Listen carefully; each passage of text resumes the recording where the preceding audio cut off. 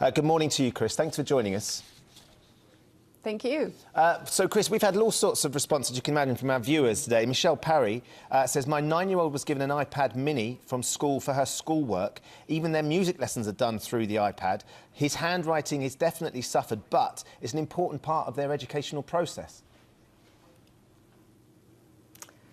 Well, I've been a pediatric therapist for 25 years now. In this last decade, I've seen a significant decline in child development, child behavior, and their ability to pay attention and learn. We now have 1 in 3 kids entering school developmentally delayed, 1 in 6 have a diagnosed mental illness, 1 in 4 are obese or overweight, and now it's estimated 1 in 11 have an actual addiction to technology. So the ways in which we're raising and educating our kids are just not sustainable. Children really need...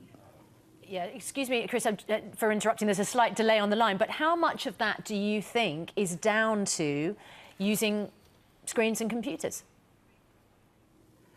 A lot, and that's what the research is showing, is what the statistics I just stated are causally related to technology overuse. So in order to understand the impact on children and their brain and body development, it's important to understand there's 4 critical factors for the developing child.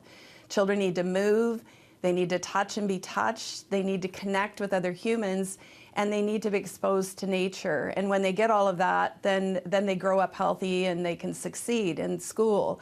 But we have kids using, on average, 8 hours a day of tech, and that's just way too much. It's really changing the ways in which their brain's developing, and not in a good way. We have Angela McFarlane in one of our newspapers this morning, Chris, who's going to become the Chief Executive of the College of Teachers next month, has said in this article, computer games can be a pure delight and that many of them require deep learning to master the games, and with structured and supervised use of this technology, actually it can be hugely beneficial to children. Well, I challenge that. I don't know if that's a research study, but to my knowledge, there isn't any research that is showing that these devices do anything more than entertain kids. And what we're actually seeing in the brain and the way the brain is developing is a pruning of the tracks to the frontal lobes. Now, we know the frontal lobes are really important for paying attention and learning, impulse control, executive functioning.